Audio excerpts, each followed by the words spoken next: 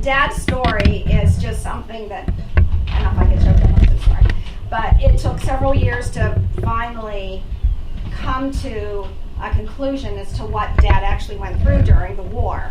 And it was something that he talked about for a long time. But it all started when I left my job of 20 years at a local nursing home. And you know how that is when you stop a job, you find things that you have to do or you want to do. And one of the things was that Dad started talking a lot more about his military records and his service. And he couldn't get anywhere. He couldn't get anybody to give him the information that he needed. And what he was looking for was, I was in the service, number one, because a lot of his records were missing. Number two, he had been through a variety of situations where he felt he had medals and ribbons and things more that he already had that were due him. And for several years, which I didn't know he had been doing, he had been writing to the government. He even wanted to call over to England and different places to try to get his records. And when he did that, he would handwrite a letter, and then he would November 26, 1940. And then he would send original documents with him. Well, guess what? He never got those documents back. They were stuck in a pile this high with other people's documents, and those documents were lost to us forever. And so he was getting nowhere. And I, one day just said, well, Dad, let me help you. And it was funny because his desire to know this information kind of would come and go. He would see something in a newspaper or maybe in a magazine about World War II, and then he would think, oh, and they would go back wanting to get answers. When he would talk about the war, he would become tearful at times. He would have dreams sometimes. He would talk about things, but we just never had any proof. There was nothing in real writing about my dad's experience. So I decided to help him, and he had a folder full of, it's here somewhere, handwritten notes that he had. His experience was all in handwriting. I think it was like 17 pages long. And so I said, Dad, let me have that. And I started to read it and tried to figure out what he was trying to say at times.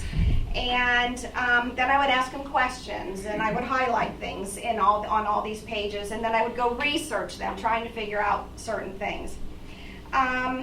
He had a good memory up until a couple years after trying to do this, and I worked at the George Junior Republic as a sub often, and there was a couple classes when they were on World War II history. If I was the sub and I knew I was going to sub for them, I would call and get permission to have my dad come to class. And I would bring he always had his hat on, and I would bring some things that I had started for him because I had started his scrapbook and different things like that. And he would come and he would talk to the boys. And I will tell you, I subbed there for 3 years. And the days that my dad was at the George Junior were the quietest days and where the boys were the most respectful. And they even wrote him thank yous and would shake his hand and salute him, and it really meant a lot. The third time he went, he could not remember much of what he wanted to say, or he couldn't get the words out. So I would ask Dad a question, a leading question, and then help him with the answers. And after that, I knew I just couldn't have him go back. But it meant so much to him. Dad was on a ship that was bombed and sank in the Mediterranean. He did not know the name of the ship he was on. He was not a part of any of the groups. There were civil engineers in this battalion and that battalion. He was not a part of any of that.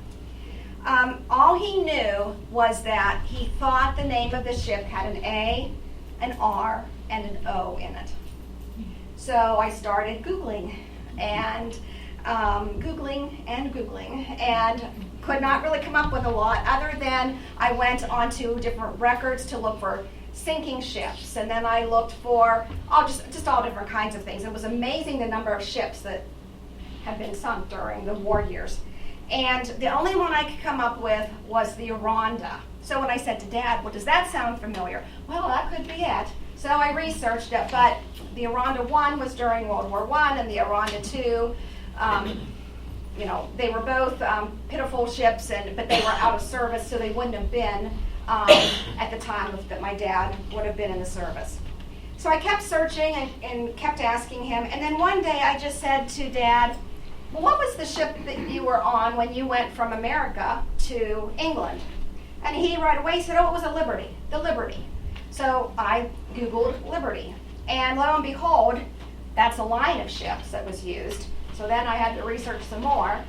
But one day when I was looking again for different Liberty ships with those letters in it, this big word came up in front of me, and it said R-O-H-N-A, Rhona. And my heart's going like this. And it was about 4:30 p.m., and the Briars eat at 5 on the dot at that time. And I called home, and I said, because I started reading this, and I just started to cry, because I knew that that was Daddy's story. When I read it, it was word for word almost of what my dad had been talking about. So I called and I said, you got to bring Dad over right now because I found something, you just got to come over. So they came over and we read it, we went through everything, we cried. We knew that the tears were because we knew that Dad wasn't senile, that he was not the only one on this ship that had these same feelings, same experiences, and the horrific experience that it was that he was not alone anymore. So we started to piece the story together. If any of you know World War II vets or are one, you don't talk about it. And Dad really didn't start talking about it until later in life. When we were in grade school, he would come to grade school and he would show pictures, some of which I have in his scrapbook of when he was in India. He had this rattlesnake that was ceramic, but it looked real, and maybe, I don't know. And he would show that, and we were all scared of that, and he had other things. But, he talked about those kind of things, of what it was like being in India, and how all the poor children would come, and they would want candy and chewing gum, Saeed, Saeed, and they would talk to us. So that's what I remember. My daughter did a story in high school. At the time they were in school, they had to interview a veteran and write an article on it. And she interviewed my dad. But at that time, he could talk about it, but it wasn't as tragic as it seemed to be as the years went on. So Dad's experience, left him with a lot of guilt, a lot of sorrow. He blamed himself for the death of men. As when the ship was bombed, he was to help men that had been wounded down on ropes for a life raft. And he tried all he could to hold on to these ropes, and they broke. And all the men that he was trying to save fell into the ocean and perished. So for years, my dad could not forgive himself. He blamed himself for that happening. So I began writing to the veterans agencies and government officials, local and state, and to try to get his records as well, to try to help him get more information as well as medals that he might deserve. And we were told that we actually had more records than the government did, because when St. Louis, the veterans records that were kept there, the Army area that all the Army records were kept in, were caught on fire and everything was ruined. And so we had more than they did. Unfortunately, we would have had more had Daddy not sent his things in. So other things that happened, just to piece everything together, was I located the Rhona Survivor Organization. There's actually a survivors organization for this. And there's a website, they have a reunion. We've tried to get to reunions when Daddy was alive, but there was a family wedding or there was something else going on. We never did, but one day I do hope to get there. Then I found books written on the subject. I also found that the History Channel did a whole program on this, and purchased it, purchased some of the books, let Dad read the books. We watched the video. When my dad watched this video, he really came to realization that he did not hurt these men, that it was the ship itself, that it was the situation itself, and we sat and cried. So, and if I break down, I'm so sorry, because even now, years later, it's very emotional for me because of what my dad went through, and all of us, I think. So anyway, A couple years before Daddy died, some of my siblings and my mom were able to take Dad to the World War II veteran, to see the Veterans Memorial in Washington, D.C., and I think that meant quite a bit for him. 50 years after the war ended, families were still trying to get answers about where their loved ones were because many didn't know. They had no idea if they were lost at the bottom of the sea. Some thought maybe they were in camp somewhere. They did not know. In 1948, there were still many unrecovered and closed cases by the government. When this happened, the government said no talking about it, no records were kept. It was total, never happened, so to speak. And so even when we would go to the VA to help my dad, when he would have bad dreams and we were trying to discuss what to do about maybe it was traumatic, post-traumatic stress, none of them even heard of the Rona. So we were teaching the doctors there about this incident. It's not taught about in the high schools. It's not taught about in history books. So hopefully I'll give you some information today. Before I go on, though, I wanted to introduce my mother, Dorothy Breyer, right here, my sister Teresa, and my sister Beth, my husband Ed, and Beth's husband Mark, that just here. So we'll go ahead and show part of the video. Yes? The research you were doing with your dad, was that prior to 67?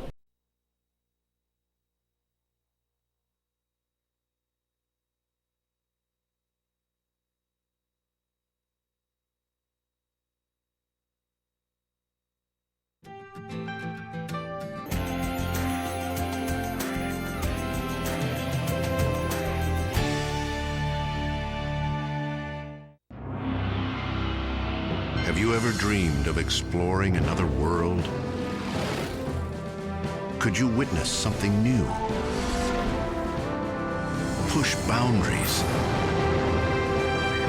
Or reach for your greatest hope? The experience of every generation is yours. On the History Channel, where the past comes alive.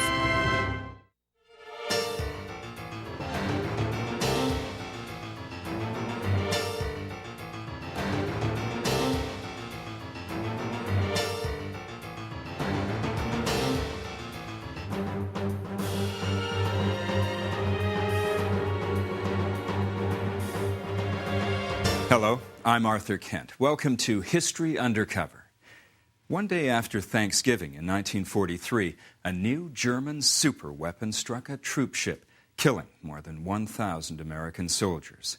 Our program reveals what happened that terrifying night and why the incident was concealed by the military for so many years afterward.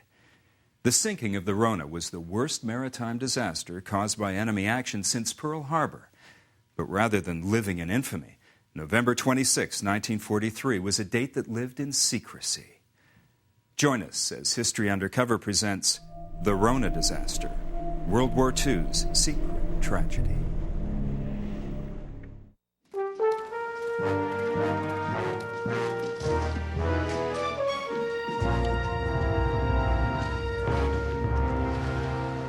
November 24th, 1943. Evening in the Algerian port of Oran. A British merchant ship named His Majesty's Transport Rhona loads its human cargo, 2,200 American soldiers. For the GIs, their new home is not a comforting sight. I took one look at this rusty old bucket we were going to be put on, and I said, this ship's never going to make it to India or wherever we're going. It was a case of where practically everything that floated had to be put to use. It looked like a fugitive of a junkyard. It was the saddest, rustiest, most dilapidated thing I'd ever seen in my life. The HMT Rhona is one of many British commercial ships refitted for wartime troop transport. The Rhona was built in 1926 as a proud vessel with elegant quarters for 100 well-heeled travelers. The Rhona now takes on more than 20 times her capacity.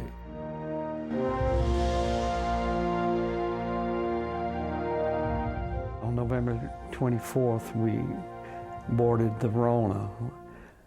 Destination unknown. We had no idea where we were going. The Rhona is part of a convoy headed for the China-Burma war theater to help liberate Asia from Japan. Some of the Rhona's men will build runways for B-29 bombers in India. Others will go to China to fight the Japanese.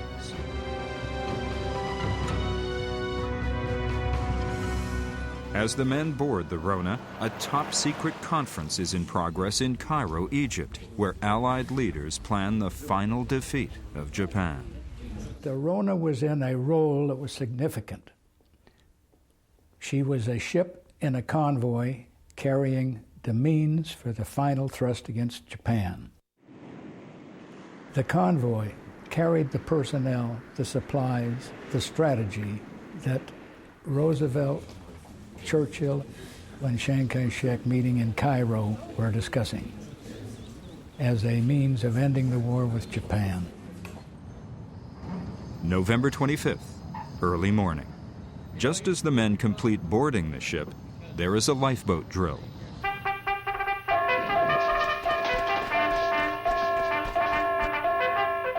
There were 22 lifeboats on board the Rhona and 101 rafts. All sounded great. You know, we wouldn't have any trouble if we had to get off the ship. The men are told that the Rhona's Indian crew will handle lifeboats and rafts in all instances. No further instruction is given on how to launch them. When we first got aboard, they did issue this life belt. So we were told, don't ever take it off. You wear that 24 hours a day.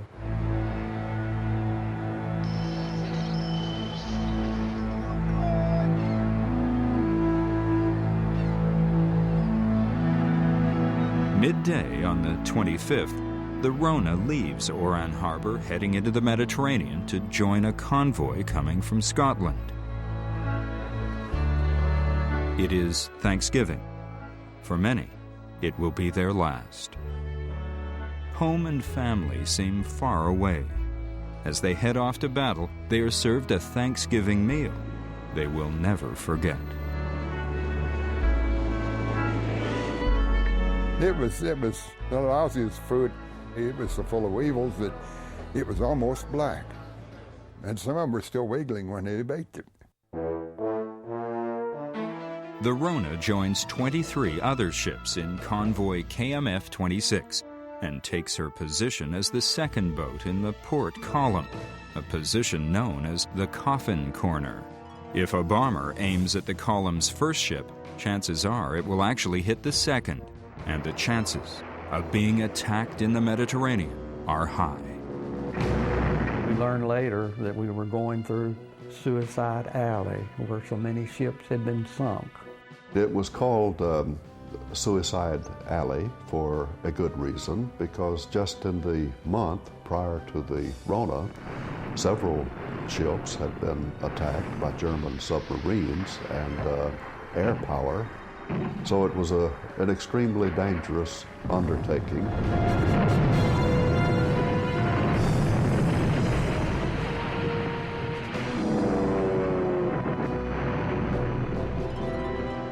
After heavy fighting in the Mediterranean, civilians of North Africa rejoice at the Allies' victory over the forces of German General Erwin Rommel. As the tide of war changes against Nazi Germany and Fascist Italy, the KMF convoy is now able to use the Suez Canal as a shortcut to Asia. But they still face the threat of German air attacks. This was an active military theater, and so one would have to assume that attack was at least possible, if not probable, anywhere in that part of the world. We didn't think anything of it at that time. We'd never been in combat before. On November 26, the Rhona has 2 more lifeboat drills. Again, the soldiers receive no instruction on how to handle the boats. As the ship steams ahead, the men pass the time playing cards. Barely 12 miles offshore, their game is violently interrupted by gunfire.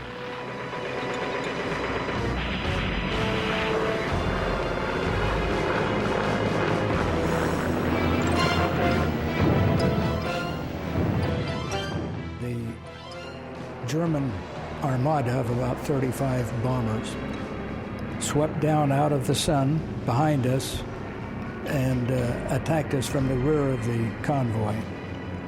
I was on the port side of our vessel, one deck below the boat deck. And I had a pretty good view out a porthole. And all of a sudden, over on the other side of the convoy, guns opened up on another ship. We looked over there, and there's German planes coming in. The convoy starts zigzagging to avoid the German strafing. Gunners on all ships fire at the planes. I was right up on top. I got to watch all the action that was going on all around us. It was thrilling. It really was. Scary, too, but it was thrilling to see the way that the gunners on the ships were holding those German planes off and shooting them down and so on. Every time one of those planes went down, a big cheer went up. I was proud of our boys. The German bombers come in 2 separate attacks between 4:30 and 5 p.m. When the second wave departs, the men on the ship rejoice. But a lone German plane banks and returns in their direction. The soldiers on the Rhona are about to face the fight of their lives. Just 1 day out of port and already in combat, the men on the Rhona are relieved when the second wave of German bombing ends.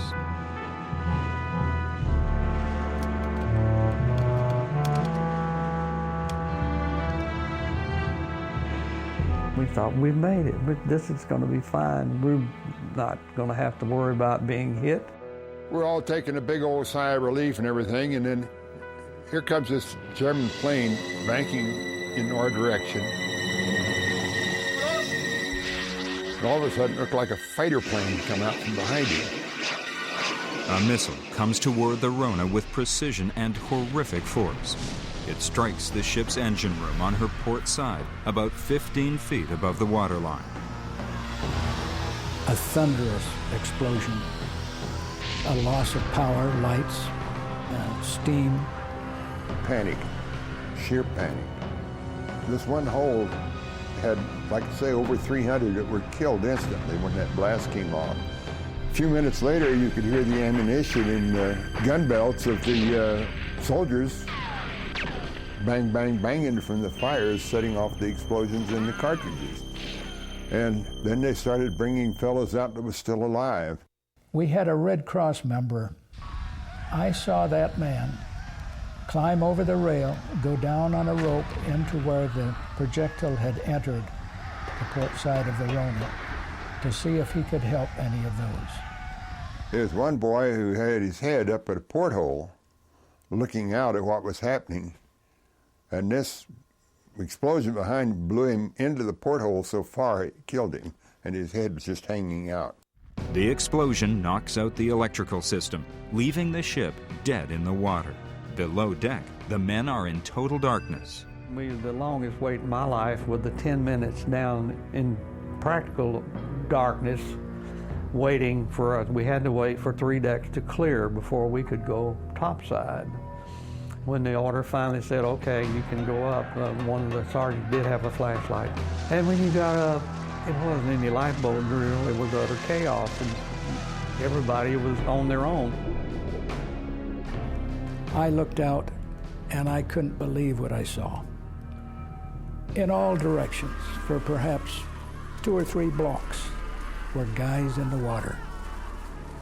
And this had been perhaps 12 to 15 minutes after the attack started.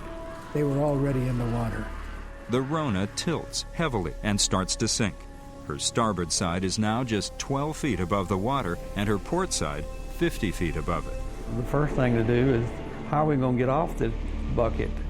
One thing that stuck in my memory and others was that you're not to leave off the low side, because if you do, you're in danger of being sucked in the hole where the water's coming in. So that didn't leave anything but the port side. There's no way I was going to jump 50 feet. One of the first things I saw that really startled me is one of the boys came running out from below decks with his rifle at port, as the saying goes, full field pack on, steel helmet and everything, jumps over the side and hits the water. I know he got killed on impact when he hit the water because he had that big old pack on. Once inflated, life belts should slide up and provide flotation under the armpits. But many soldiers wear them too tightly around their waists, flip upside down, and drown.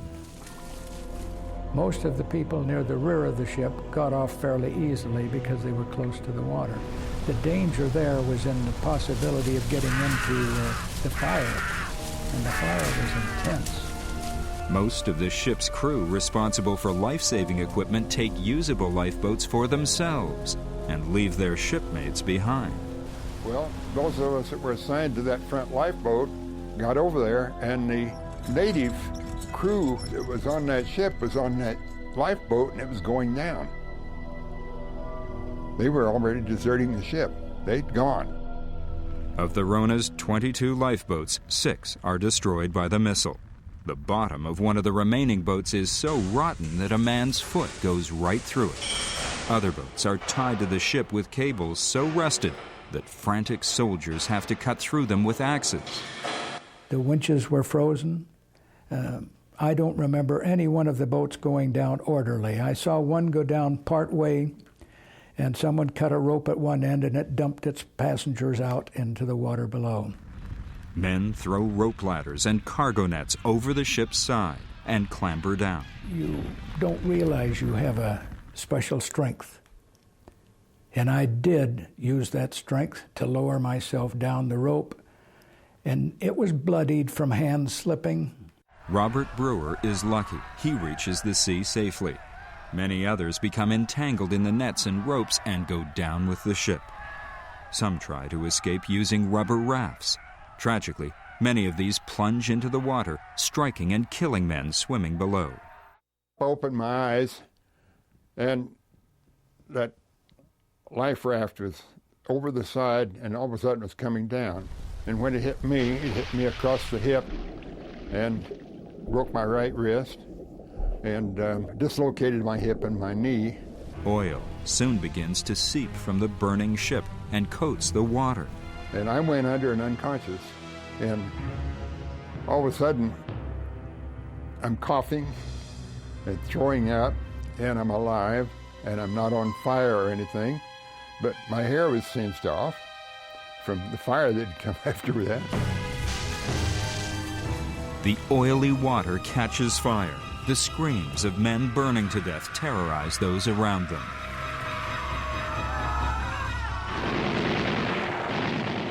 At 18:30 hours, an hour after the missile strike, German planes return and strafe men struggling in the water. They are easy targets as flames from the burning ship light the scene.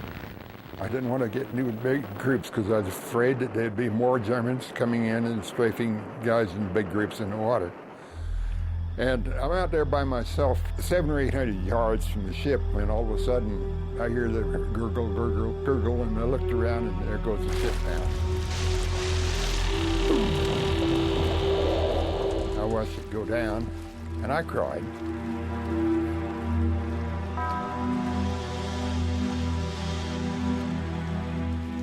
And then the wave that came over, it smelled of oil and burned bodies and everything else, even where I was at.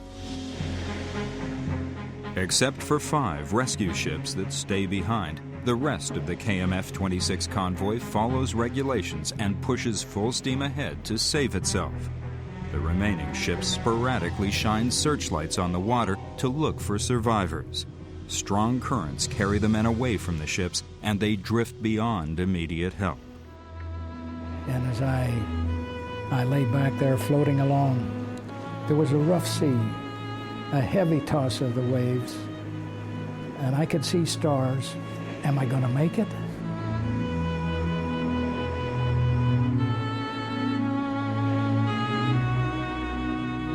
And you think you all of a sudden you become real strong. And I think that's what kept me going. I'm drifting along, and another boy come up alongside of me. And I says, "How are you?" He says, "I'm so sleepy, I can't stay awake." I said, "Well, you got to stay awake. He says, "This cold water, if you go to sleep, you'll die." "No," he says, "I got to sleep." Next thing I knew, he was asleep and he was gone. He died just in minutes. In 15-foot seas, the USS Pioneer, a minesweeper, comes as a godsend. And I didn't think I was going to make it, and I started crying out to God to save me and everything else. By this time, Don Zirkle has been in the cold, 50-degree water for 8 hours. And all of a sudden, there's the Pioneer right ahead of me. And I come drifting up just perfect right onto that Pioneer. And when I did, there was a fire hose hanging over the side, and the fellow says to me, he says, "Can you pull yourself up?" "No way," I said. And splash, in the water he comes. And he had a rope tied around him, and he grabbed a hold of me and says, "Hoist away," and they hoisted us both up. The guy was a red-headed sailor. The red-headed sailor is Harold Jones, who, with fellow crewmen from the Pioneer, works through the night to save any survivors. If you've seen a person in the water and you knew he wasn't going to make it, all beat up, banged up, you knew he was going under, what you going to do? You're a swimmer, you're a young man, you're going to get the poor guy. That's the way it happens. The USS Pioneer manages to save 606 out of the Rhona's 2,200 men. We had one lifeboat came along the side, and we was in a situation we couldn't get to them. And you think about that. I think about that a lot.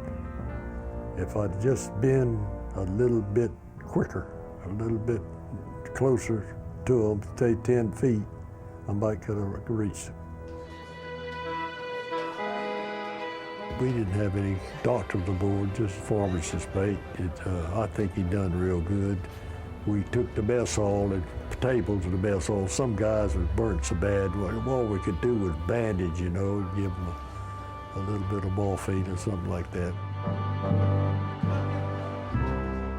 When the Pioneer steams back to Oran Port in the early morning hours, the ship is overloaded and herself in danger of sinking.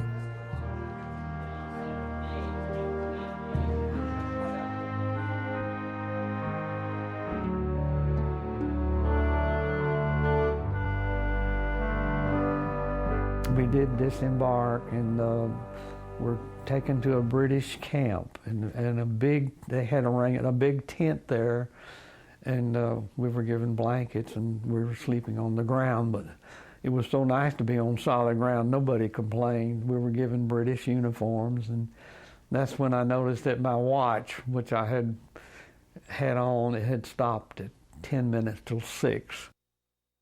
When the Rhona survivors line up for roll call, it is a sad moment.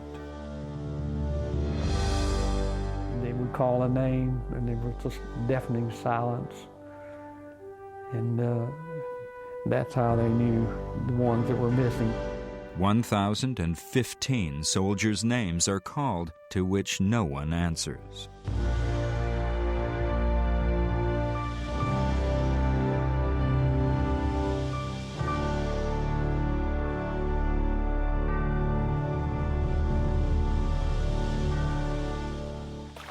Combined with the loss of the ship's crew and officers and 3 Red Cross workers, the Rhona sinking rivals that of the USS Arizona in Pearl Harbor for the greatest loss of life at sea in World War II caused by enemy action.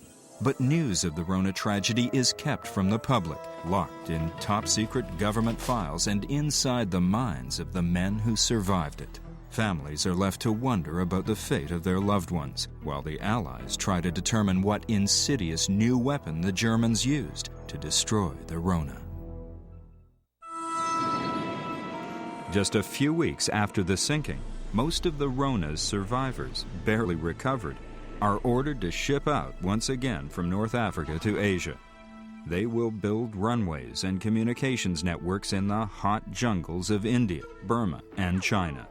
Many will face combat with the Japanese. But before leaving for Asia, they receive strict orders not to talk about the tragedy, even among themselves. They told us not to tell anybody anything about what had happened. It was complete secrecy, and therefore nothing was to be said. because it says if you do, you'll give comfort and aid to the enemy. We were told, don't try to write home about it. Of course, first, we'll censor it. And second, if you even try, we'll be subject to court-martial. I tell you, in 1943, it was a rough time, and we didn't know which way the war was going to go. So when they said, hush your mouth, we hushed our mouth. War Department censorship ensures that newspapers do not get the full story of the Rhona disaster. The day after the sinking, 2 brief articles appear in the New York Times.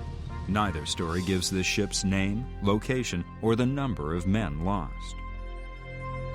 I believe that the British government and the U.S. government wanted to keep it a secret for obvious reasons. When you have 1,015 of your GIs killed, you don't really want to broadcast it to your public because this would be demoralizing and the like. February 18th, 1944, the front page of the New York Times reports that 1,000 American soldiers died in the sinking of a troop ship, presumably caused by an enemy submarine attack. Again, the location, date, and the ship's name are not given.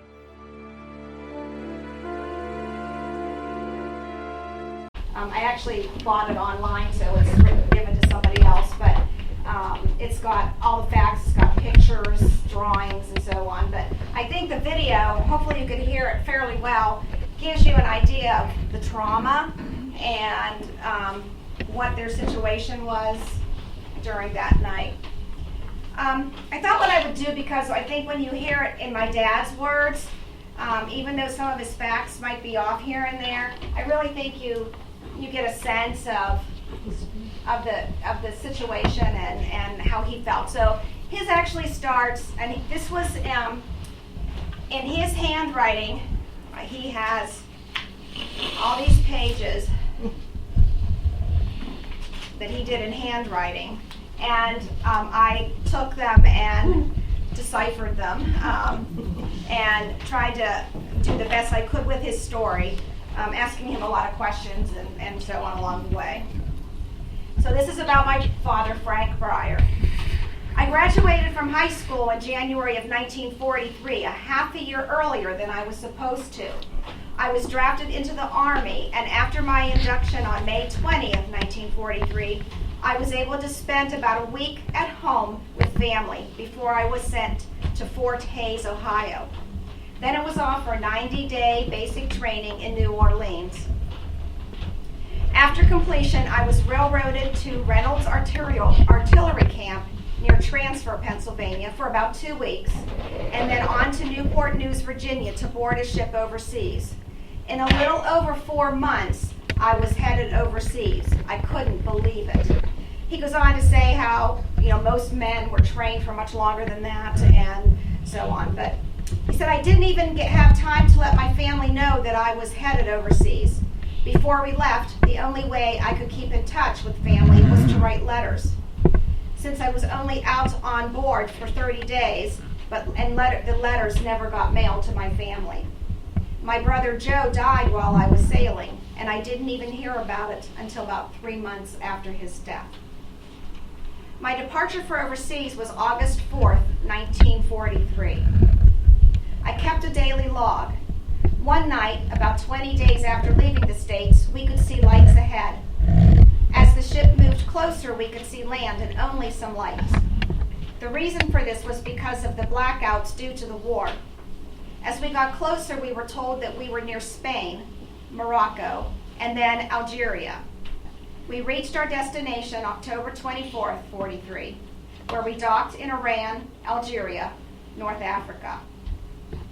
He talks about going through the Strait of Gibraltar and how you could hardly see the land. It was so high. And then he goes on to say later that day we docked in Oran, surrounded by mountains. It looked like a real nice place to be stationed, but little did I know. He was placed on guard duty. He was guarding the perimeter of the camp, and the latrines, and along the fence, dividing the army camp from the prisoners. And he just talks about his time and the buddies he made. guard duty and different jobs that they were given, even peeling potatoes. So, when I was at camp in Iran, I knew that my brother George was somewhere in Africa, but I was unable to find out where he was, even after checking with all sources and the Red Cross. I never did find where he was. About 2 months later, when our troops arrived at the Chabawa airport in India, we were able to get our mail. George wrote and asked why I didn't come to see him at the hospital across from where I was located. I was upset that no one could locate him when I was there. Now I was about 2,000 miles away, and he never stopped talking about that. Thanksgiving Day, November 25th, 1943. We boarded the HMT Rhona, a British troop transport ship, on November 24th, 43, at the port of Oran in Algiers. British ships were often used in the European theater of operations along with our U.S. ships. Our bunks were lined up from floor to ceiling. I took a bottom one. Those on board were from a variety of groups: the 853rd Engineering Aviation, 44th Portable Surgical Hospital, 31st Signal Construction Battalion, and so on. They were all headed for the China-Burma, India theater of war, and but they didn't really know what their jobs were going to be. They didn't know they were really going there. The number on board varies in research, but there were about 2,193 military persons and a crew of 195, totaling 2,388. There was an early morning boat drill, but we were not trained in using the lifeboats. On Thanksgiving Day, November 25th, a meal was served, but not like it would have been at home, and definitely nothing to write home about. Instead of turkey, we had canned watery chicken with all the fixins, and some lucky ones had the usual shit on a shingle. We did not know where we were going. We didn't know the name of the ship. It was all secretive. No pictures were allowed. No information was given. We had no idea what was in store for us. At night, we were not allowed to have any lights on. We couldn't even light a cigarette on deck. November 26, 1943. The ship was old and in disrepair, with rust everywhere and a dirty smell. We checked the life jackets, but did not yet have a lifeboat drill. At one point, after we boarded the ship, a siren sounded, so that we would recognize the alarm if it sounded again. We were told, the next time you hear this, it will be the real thing. Seasickness was my worst enemy. The smell of the oil from the convoy of ships as far as an eye could see. Too much was just too much for me. I couldn't eat except for the dried K rations, chiclet bars, crackers, and so on. With one drill after a meal, we were instructed to go up to the deck immediately. We all got up on deck and we heard this loud speaker that was the only test so that we would know what a real air raid would sound like. We were told to get up and move as fast as we could when we heard that horn. On this day, the sun was shining bright, ships were further apart, and we knew we were in enemy territory. We were completing usual exercises, cleaning guns, playing cards. Around 4:30 in the afternoon, when I was on the promenade deck, where you can see all around, I wasn't sure what was happening, but all of a sudden I heard an air raid siren go off and everyone ran to their stations. We didn't see anything in the sky at first, when all of a sudden we could see German planes coming at us. The sky turned black from bursts of gunfire and bombs dropping in the water. We were in the front corner ship of our group, which is known as Coffin Corner. There were a lot of close calls from the 15 to 30 minutes until I heard a big bang in the front of the ship. We hadn't gone far when we saw GIs coming upstairs like crazy. They said a big real bomb hit the ship at the number 1 hold and engine room, and there was a huge hole in the ship taking water in fast. Everyone was grabbing for life jackets. The ship didn't stop until we heard another loud bang, which was the engine room that blew up.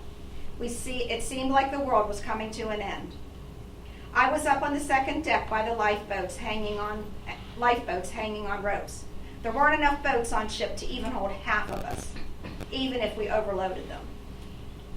The ship was starting to tilt sideways when an officer came up to us and told us to take the lifeboats down. We had no idea where to start as we were never trained. We started to unwind the ropes to bring the boat down because they were bringing wounded GIs up from down below where the bomb had hit. Someone yelled at us to get the boats down fast. We had never done this before, and we were trying to work fast. It was a difficult task due to the condition of the rafts, the ropes, and the rust. An Indian crewman came by and hit the raft area with a sledgehammer, which helped to drop a boat. People were yelling and screaming, and we saw bloody bodies on stretchers. Finally, 6 or 7 GIs stopped to help me, but only 2 stayed long enough to do so. It was terrible trying to move the injured men into the lifeboat. There must have been 25 men waiting. GIs came and jumped on top of the wounded, weighing the raft down. I grabbed one of the 4 ropes in the front and in front and back of the boat, and I hollered for someone to take the lever and lower the boat. We were letting the boat down slowly when the GIs standing around started to jump on the boat onto the wounded men. The boat started swaying from the weight and the guys jumping. It was hard on the ropes. Everybody was yelling to stop, and none of us could hold the rope, which was about halfway down. I yelled for help, and no one came. In fact, they ran away. They were all looking for a way to get off the ship before it went down. The captain was on the flagpole standing there yelling through a speaker that no one should jump off the ship because they would get chewed up by the propeller. I was still desperately trying to hold onto the rope along with another GI who came by. I felt my arm was being pulled off out of my shoulder. There was blood on my hands and they had no feeling. All of a sudden the rope slipped with my hands and broke. The lifeboat tilted way down and all the men fell into the ocean. I blamed myself because I could not hold onto the rope any longer. When I looked overboard and saw the wounded in the ocean, helpless, I just wanted to jump in myself. I started to cry and shake all over. I could not get over what had happened. I was standing by the side of the deck looking out in horror when an officer came by and told me not to worry, that none of the life rafts were working in working order. He yelled at me to get off the ship and use the wooden raft overhead. Why no one had grabbed it, I don't know. A few other fellows were going by, and I asked them to help me get the raft down, and they could go along with me. It would hold only 4, and there were 6 of us. The ship was leaning over backwards. Men were throwing wooden benches, chairs, anything that would float overboard. It was getting dark, and the ship was sinking fast. The ship was burning. I saw a wooden stairway loaded with men collapse. We found a rope ladder, removed our shoes and heavy items, and climbed down.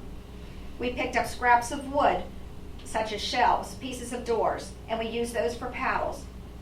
We had to be sure to get away from the ship fast so as not to get sucked under the force of water. The 6 of us stayed together until we were rescued. A long night. Destroyers were ordered to put thick smoke screens up to camouflage the area. Other German planes flew over with orders to shoot and kill men floating in the water. We watched as the ship went down to the very end. It is something that I will never forget.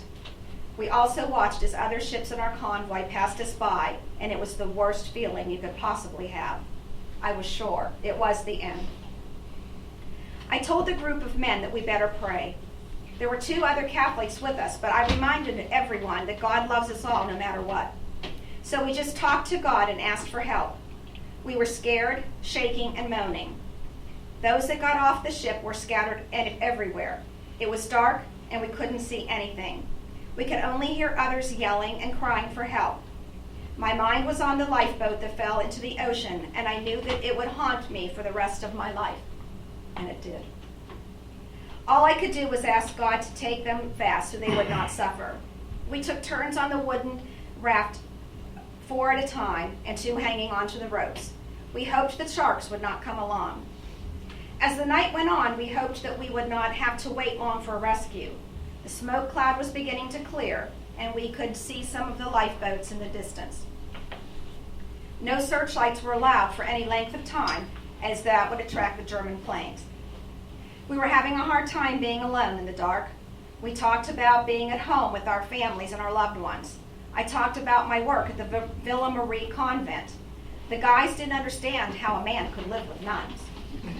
I kept talking about God and what it would be like to be in heaven. 2 of the men didn't think that they would go to heaven, and I told them they would if they asked God for his mercy and his forgiveness.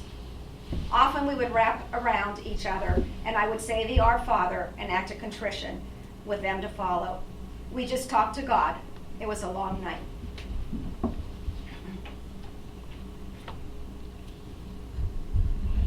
Rescued. For at least 6 or 8 hours, I'm not sure, we floated in the ocean. We tried to sleep holding on to the raft, but it was difficult. We didn't know what time it was, but we could see light coming over the horizon. Just about then, we saw something in the distance coming closer and closer. It looked like that it had stopped several times, maybe picking up survivors. I thanked God for saving us. It took a long time before the minesweep picked us up, although to this day, I do not know the name of the ship. There were about 40 others rescued on the boat, and some of us were given old clothing, blankets, food, and coffee. Others were given bed covers, tablecloths, overcoats, and all kinds of things to put on just to be warm. The 6 of us stayed together. I asked the men if they thought that our prayers had been answered. I remember telling them that our religion didn't matter, but that we just believe in God. If we end up on the battlefield, we are going to be sure to ask for help and for God's protection. He will be there for us. We shook hands and hugged each other, and one man said, God must have meant for us to be together. We were taken back to Iran, Algeria, where we would receive new orders. We needed time to recover from the experience. It was not easy to relax, as all I could do was think about the devastation caused by the bombing and the wounded soldiers that I could not save. I could not sleep and had dreams, sometimes jumping out of bed and yelling for help. We were ordered not to write or talk about the Rhona sinking with family or even amongst ourselves. Military censoring was everywhere in relation to this case. Court-martial was threatened if we disobeyed the orders. Most of us lost our personal papers, our dog tags, whatever we had. It was a difficult task reconstructing the history of all the soldiers, with many mistakes being made. They received their new orders, and they had to leave within a short amount of time, whereas other men were able to stay in Iran for a longer period. And my dad and the other guys that were with him were able to stay together, which was nice. They were not a part of any battalion group or anything. So they were able to stay together. And they were put on a British ship which headed down the Mediterranean Sea. He remembers going through the Suez Canal, which he thought was very interesting. They had orders to go to Bombay, India, and they were going to be picked up by a gentleman who became a friend of theirs, Sergeant Mullis. We were to be guards on a train to Calcutta, carrying loads from a ship that they were on. When he gets to India, he talks about different experiences he had there, and they rode on trains in the mountains, and how these trains were on these very narrow railways, and how the Indians would try to jump on the trains, and they would be wanting anything and everything they could to eat or to be given to them. And just, he just talks about those experiences, and that the only bathroom they had was the jungle, things like that. They ended up in Calcutta at one point, and he says, we went to Calcutta to the USO to see if we could get any information about the war. They had piles of official army papers, and they looked for hours to see if they could find something about the Rhona being bombed by the Germans and sinking. We also learned, they learned about the numbers of men, they learned about how it happened, so to speak, but they didn't even know that the convoy at the time was over 20 ships, till they saw this little tiny article, like I said earlier, that talked about what had happened. The new orders, more new orders came in, and they got their next assignment. They were taken again on a narrow train, and they headed up the hills of India. Our job once again was to guard the train and its contents. The train was also loaded with very large roaches. The train moved so slowly up the mountains that we could actually get out and walk alongside and go faster. And he talks about, again, various things in here. I don't want to read it all, but he says after many hours and days, they finally ended up at the Chabawa airport. And this is where they loaded planes that would fly over the mountains of China and Burma, and they would do airdrops. They were going to be guarding the bamboo warehouses in Tea Patch at night, and they would be loading the planes that do the airdrops. There were 3 large warehouses in Tea Patch, and they each had 20 coolies or Indian men that would help them do the loading. And then my dad and his buddies would be on the plane, and they would have to kick them out at just the right time so they would land on American, in the American area, not the German area. Japanese. The first, he says, once the trucks were loaded, they would drive over to the airport, load them up, and get on the plane. Planes came in every day for us and the coolies to load. Once loaded, we were on the plane. Some things were very heavy, so 2 of us were to be kickers, kicking the supplies out of the plane. They would get to the drop-off area, and the captain would flash a signal, and then Dad would kick the planes out. Dad was a skinny guy, so he had this big jaw. But they would then they would kick them off the plane. It had to be done at the exact second that the light flashed, or the chutes would not land in the right place. So there was also a lot of fog and other things that would cause problems. And one time, the first time my dad had to do this, he missed it by a couple seconds, and it landed in the wrong area. So he got it. He got in trouble. But then he said after that he did much better. So my dad also he decided he wanted to be a Merrill's Marauder for a while, because you get to ride horses and it's a little bit different job. And he signed up for it, but he got out of it right away, because he said all you did was ride horses through the jungles ahead of the workers to clear the way. And I only went up the mountain 2 times, and after each time I couldn't walk because his rear end hurt so bad. So he quit that.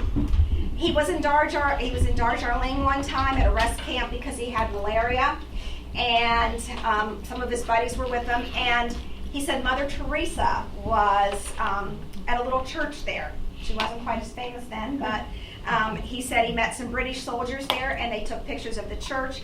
He went to church services there on Sunday, and he said Mother Teresa wasn't as famous then as she is now, but he got to shake her hand, and he felt like she was a saint. The war ends.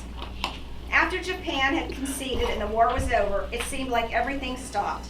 I got orders to leave and fly to Calcutta, India, where I was to wait for a return flight or ship to the States.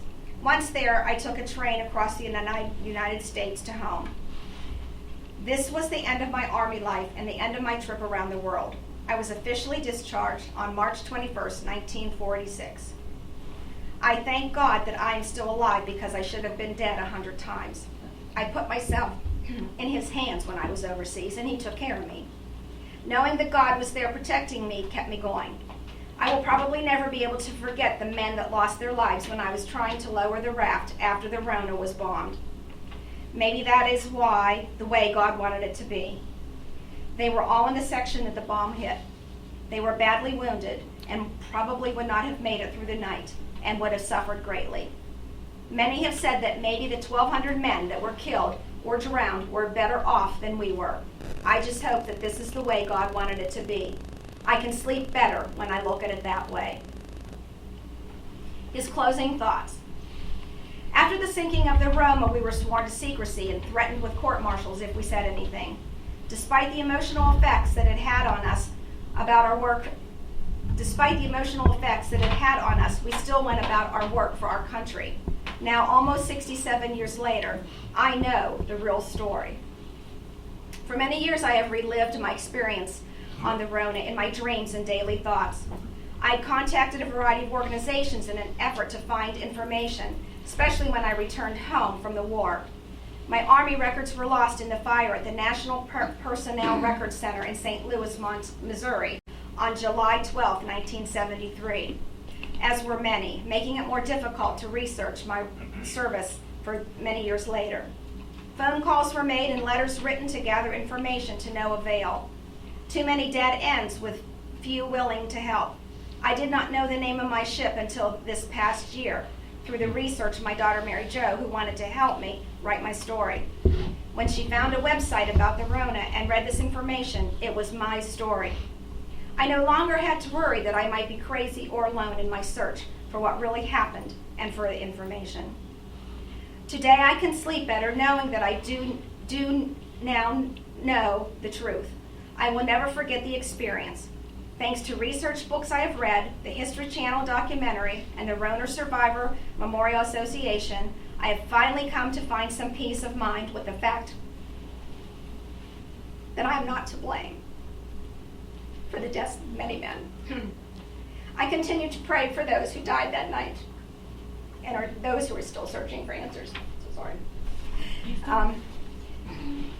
Those are my dad's words with a little help. But this was actually written probably finished 2 years before he died.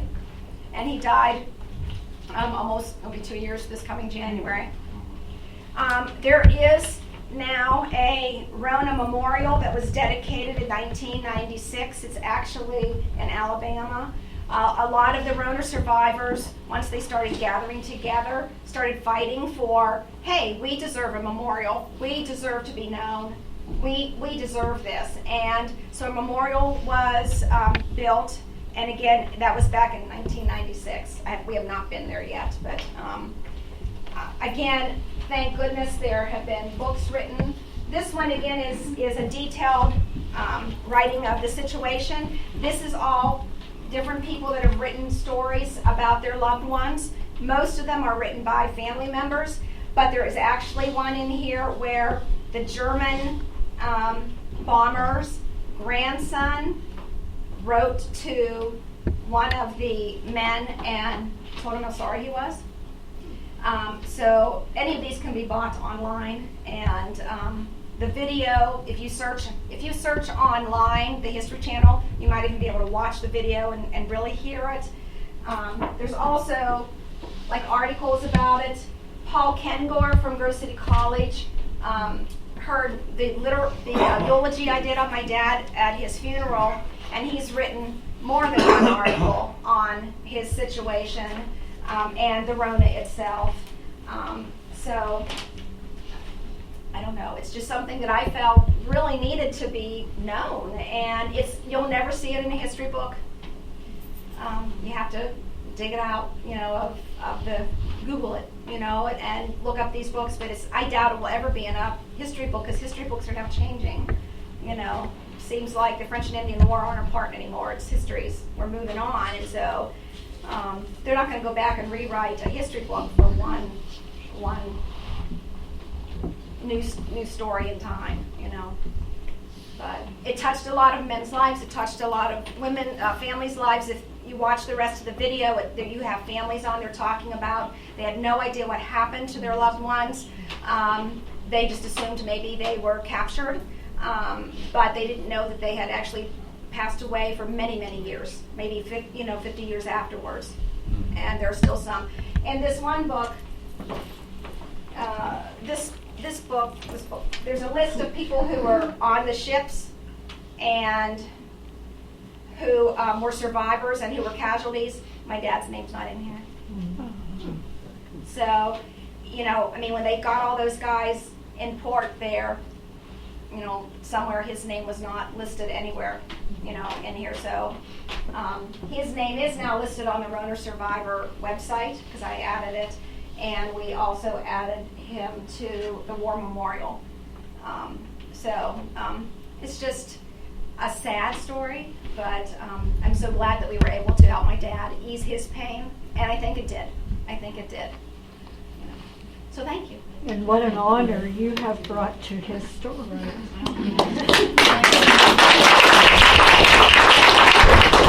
What year did your dad graduate from high school? What did I say? I think he graduated. 43. You would have a mother. The other question, did American Veterans Affairs ever get involved with this to try to help with this thing? Not until they were forced to. But like I said, it was many years later, 50 years later, that people just started contacting them. Even after this happened in 1948, families were still trying to figure out 5 years after this, where their loved ones were.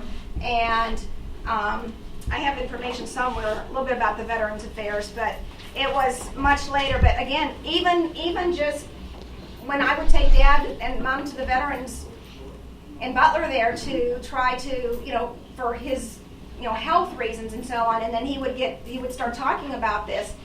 These people there knew nothing about this. It's only through the internet. Well, it would have been classified at the time if they didn't want anybody to know. Oh, they did. It was classified for years and years and years. Yeah, it takes a while to declassify all that stuff. And it's just I don't know. I'm still trying to get.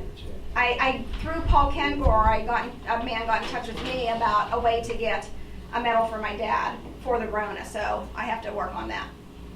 So.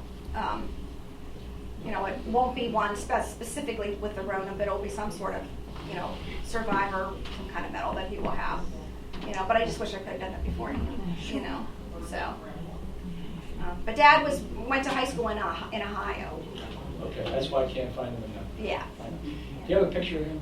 I do. I have a whole scrapbook here with his story. I'd like to get a picture. If anybody would like to, I actually tried. I wrote probably 3 or 4 years ago.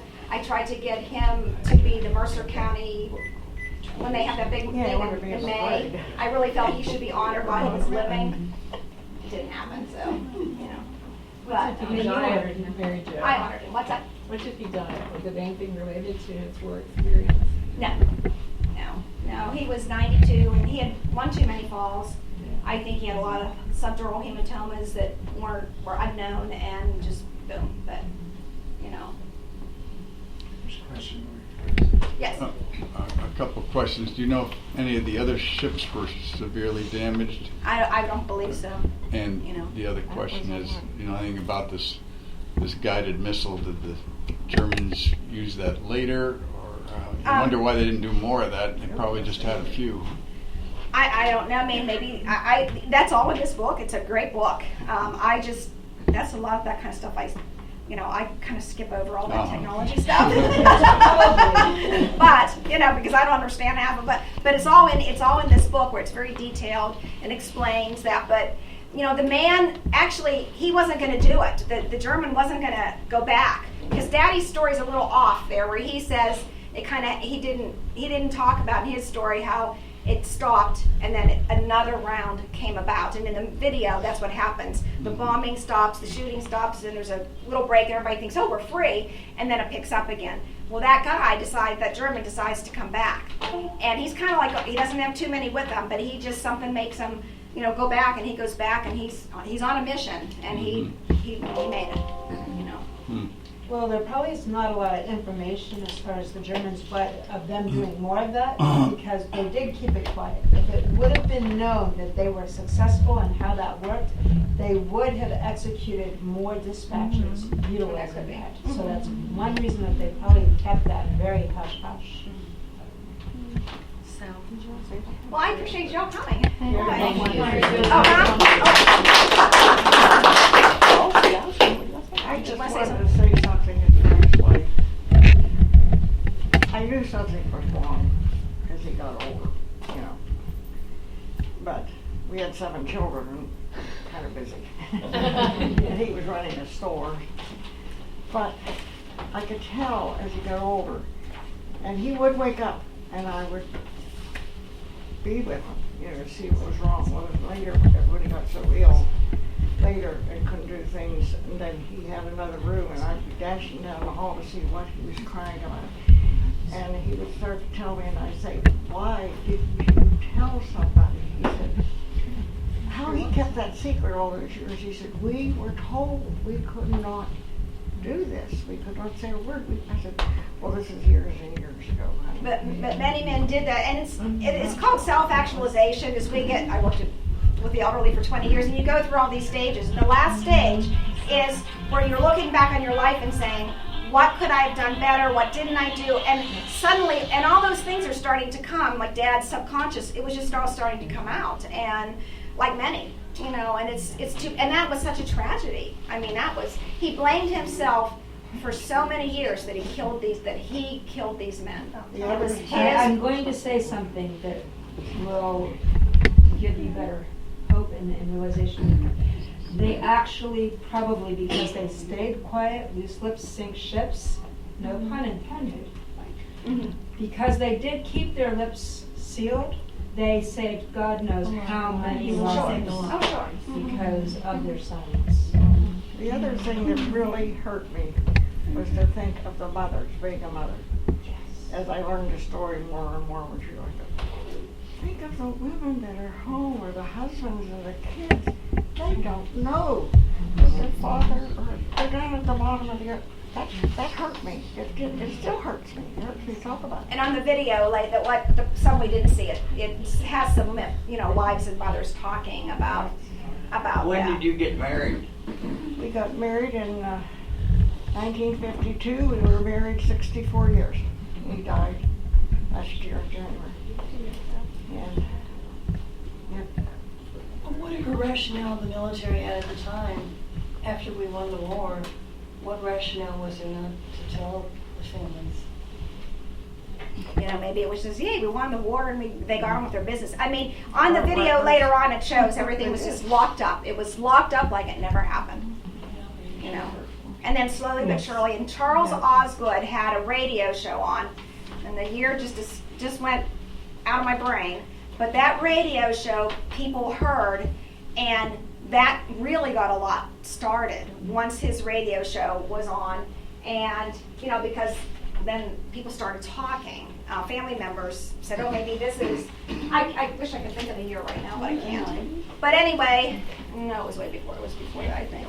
But anyway, and then the Freedom to Know Act, people could start going back and looking at records, but I don't know. And this was a godsend for our family. And when Dad watched that, he just, you could see that he recognized the way the ship looked. And yes, the food, because he would tell us his story how bad the food was. And, yes, I was going to, that's where I did go. I went to China, Burma, but he didn't know that, Once he saw that, he was so relieved that he, number one, he wasn't crazy, and what these dreams were, and we were relieved, that yes, this is something, because we finally knew what was going on.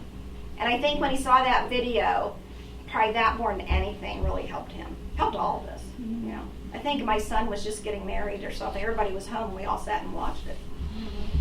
And Lord knows how many people he recognized, potentially. Yeah, he tried to find. He went through this one book where they're all listed, and he put stars by their name, and I tried to find them, but I couldn't. So many of them are probably dead. But he has little highlighted names and little stars beside them, and he thought maybe they sounded familiar. But at that many years later, he couldn't. Did he ever get to reunite with the guys he prayed with? He had one friend that lived in Newcastle, but I don't know if he was one of them. He knew he was up somewhere around Wisconsin, but he called on the phone, Gene somebody, I can't even remember. Gene Glazier. Yeah, and he would call trying to find that man, because he was with him. Yeah. But we never found him. And he has pictures of his buddies in his scrapbook when they were in India, because they just hung out together. And just thank goodness, because none of them belonged to these big battalions where hundreds of men, and then there were these 6 guys, and they got to stay together. They stayed together. So, well, thank you all for coming. I greatly appreciate it. I wanted my daddy's story to be heard. Thank you. Thank you, Mary Jo. Thank everybody for coming. If anybody wants to look around, turn some lights on upstairs. Other than that, there's some